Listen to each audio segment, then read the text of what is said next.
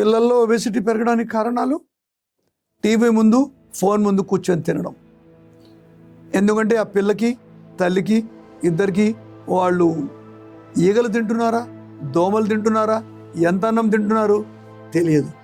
Your focus is not on food.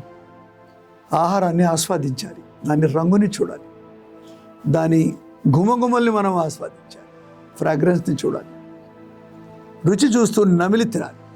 అప్పుడే కదా మన ఎంజైమ్స్ అన్నీ. ఒక మంచి బిర్యానీ వాసన వస్తే నోట్లో ఎందుకు నీళ్లు ఊరుతాయి? కానీ టీవీ చూస్తే నోళ్ళు ఊరవు.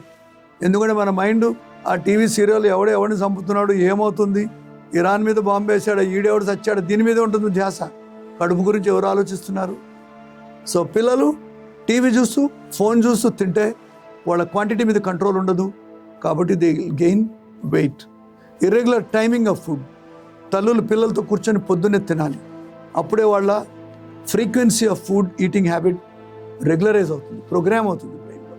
తర్వాత వాళ్ళ ఫిజికల్ యాక్టివిటీని స్కూల్స్లో ఇప్పుడు ఓన్లీ 2 సెషన్సే ఉన్నాయి చాలా స్కూల్స్లో ఫిజికల్ యాక్టివిటీ, అంటే 2 PT క్లాసులు వారానికి. కానీ ఒక ఎక్సర్సైజ్ బెనిఫిట్ శరీరానికి రావడానికి 5 రోజులు చేయాలి వ్యాయామం వారంలో. మై డియర్ స్కూల్స్, మీరు కూడా PT క్లాసులు పెట్టాలంటే 5 రోజులు పెట్టాలి PT గేమ్స్. అదర్వైజ్ మీ పిల్లలకి ఎటువంటి బెనిఫిట్ లేదు, అందరూ ఒబీస్ అయిపోతారు. ఇక లాస్ట్ బట్ మోస్ట్ ఇంపార్టెంట్, స్కూల్లో ఆహారం ఇస్తారు చాలా స్కూల్స్లో. కానీ స్కూల్లో రకరకాల పిల్లలు ఉన్నాయి. పంజాబీస్, కేరళైట్స్, ఆంధ్రాయిట్స్, తెలంగాణైట్స్. ఆహారం మాత్రం ఒకటే. అయితే జన్యుపరంగా ఎవరికి దొరకాల్సిన ఆహారం దొరకకపోవచ్చు. దానివల్ల కూడా పిల్లలు బరువు పెరగవచ్చు. సో స్కూల్స్ పరిశీలించాలి, తల్లిదండ్రులు వెరిఫై చేయాలి.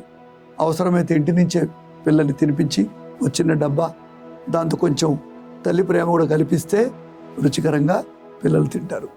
ఇవన్నీ కారణాలు చూసుకుంటుంటే పిల్లలు ఎక్కువ బరువు పెరగకుండా మనం కాపాడుకోవచ్చు.